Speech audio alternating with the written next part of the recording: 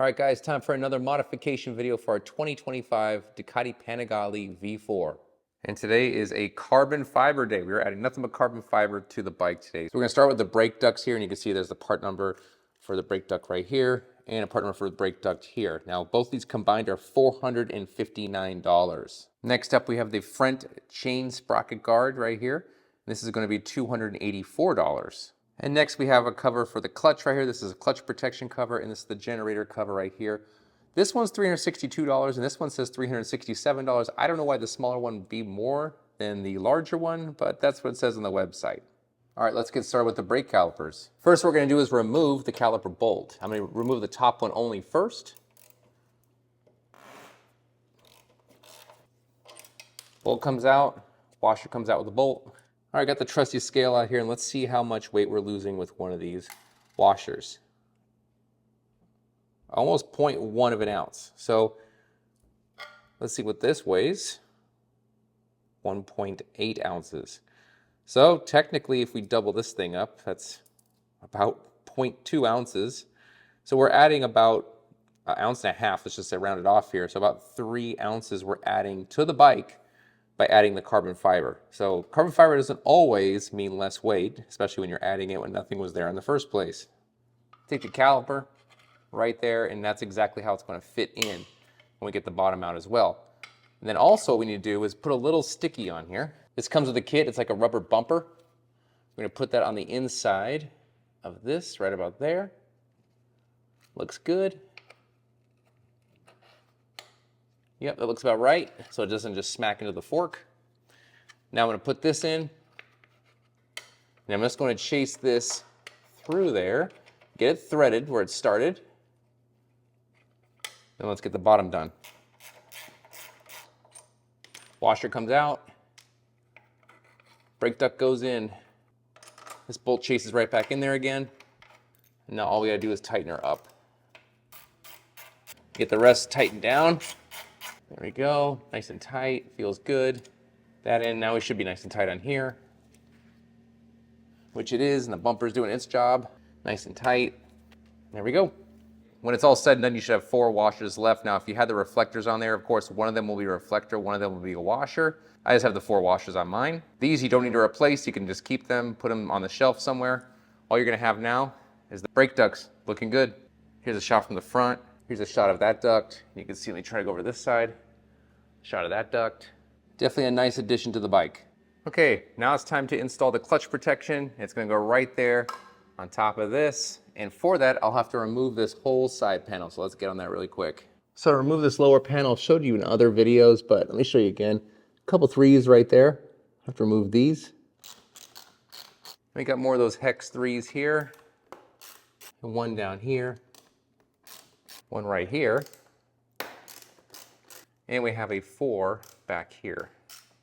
After that 4 comes out, this thing basically flops down. And all we gotta do a little bit pulling, she's out. All right, so on the scale here, because we're adding weight that we did not have on the bike before, it's all just adding weight. 1.3, 1.2, look at this work. 4.1 ounces total. So now that we're here, we've uncovered all the bolts here that we need to remove. It's 1, 2, 3, 4. There's one under here to remove, and I think I can remove it without pulling this plastic piece off, actually, which isn't a big deal to pull off, but I'll see if I can pull it off without damaging it. So these are all T30s. These all have to be removed at the same time. The cover goes on there and they go back on with some replacements. But you can see right here, I wanted to show proof of this before I went to Ducati. It is leaking oil. So they're gonna have to do this when I do the next oil change here. They're gonna have to fix everything, but I wanted to show that I haven't touched this thing yet and it's leaking oil. So they're gonna have to put a new liquid gasket around this whole thing. Now you can see over here with the screws, they are much, much longer than the OEM screws right there. And I think the reason for that is because we got some spacers right there. You can see, so we need a little bit more distance. There's also 2 washers that come in this kit, and the 2 washers are gonna go in the bottom holes only. The bottom holes only right here, these do not get washers, and the washers go on the inside here.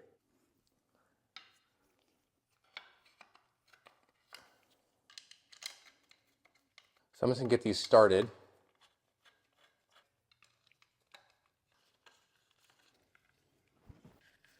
Once they're all kind of in there a little bit, go ahead and snug them up.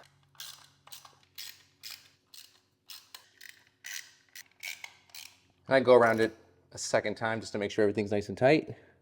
What I do is I kind of feel these bolts for how tight they are. They make them the same tightness. Easy enough. Ducati's gonna be replacing it anyway because of the oil leak. So now we got this side done. I'm not gonna go ahead and put the fairing back on there because we gotta go to the other side now, and the other side of the fairing has to come off, so I might as well leave them both off for now. So for this side, H4, H4 is all hex, and H4 down here as well. And then also we have an H3 in here. I'll show you guys in a second. I've already loosened these things up a little bit, so they should be hand tight. I'll put the kickstand down here just to make sure we're not getting in the way of the fairing. We're not chunking the fairing up. Now this one's annoying to see. It's way back there. You see right there? That's what I have to go get. And when you start pulling the fairing, just make sure to get the brake duct out like that. Should be good to go. It's like a pressure fit down here, so I'll try this one hand. I'll put this back up again. There we go, pulled right out. Now for the front sprocket cover, we've got an H5 here and an H5 here. Both of those come off. Bottom, top. Okay, so I just yanked this out and literally had to yank it out because the line here is pushing up against the front of this. As you can see, I think I actually cracked it pulling it out. It's kind of hard to get out of here, but there's no instructions other than just unscrewing it and pulling it out, which is kind of odd. Now let's see if we can shoehorn this thing on. Okay, so far the guard for the chain itself I had to loosen completely up. And I might be able to shoehorn it in here if I do that. Now, if I don't do that, I have to remove the entire rear set, loosen this part, loosen here, and then this will come out and I can push it back on, but it doesn't say they do that in the instructions. That's the weird part. Okay, this was pretty painful to do. This doesn't want to go in with the chain guard, which you can see way back there, the thing that I pulled out right there.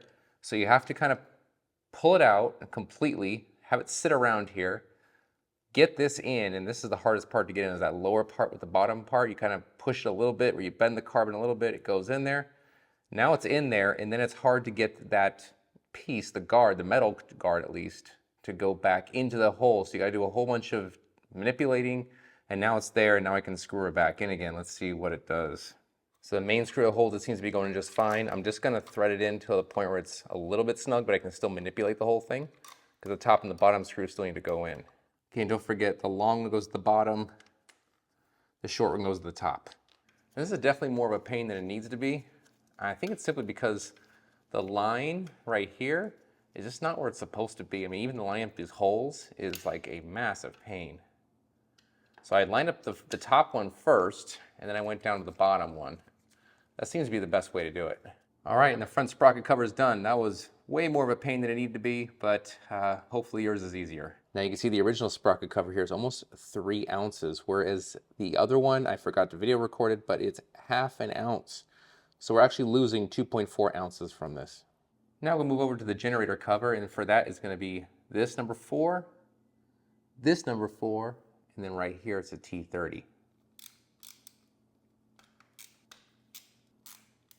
And using the provided screws, this is really easy to figure out. The long one is gonna go obviously right here with the case cover, and these are the 2 black ones that obviously go one right here and one right here. And there we go.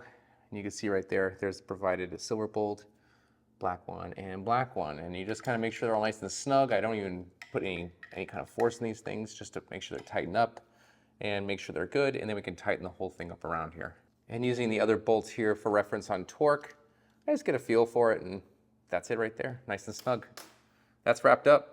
Now the next step is easy. You just gotta put those lower fairings back on the bike again. With today's mod total of $1,472, that leaves us with a grand total of $9,602.50. With today's weight savings, we're at a grand total of 22 pounds and 4 ounces. That's with today's addition of added weight we've put on the bike with the carbon. Today's difficulty, I'm gonna put the air ducts at literally a 1 out of 10. That's pretty much the easiest thing you could possibly do. I'll put today's case covers at a 2 out of 10. I'll put today's sprocket cover at a 4 out of 10 just because it was such a pain to deal with. So that's gonna do it for today's modifications. I feel the case covers, while they are robust, I think this is only gonna be good for dropping the bike from a standstill or maybe 20 miles per hour before it starts getting the actual metal here. If you want some real serious covers, probably go for GB Racing. These look amazing though, don't get me wrong, they're a perfect fit. They fit exactly with everything Ducati. There's no issues with them whatsoever. I just don't feel like they have the same protection that GB Racing ones do. I'm kind of partial to them because they use them in Isle of Man. I mean, they're insane. I've had them before. Now the brake ducts, these are good for any kind of track racers, anyone getting any kind of real speed in their bikes that really needs to get the stopping power sorted. These will probably cool the brakes off about 50 degrees at high temperatures, and they look pretty good. So that's gonna do it for this build video. I think on the next build video, we're gonna do the windscreen and probably the tail tidy. Hope you guys enjoyed this video, and I'll see you guys in the next one.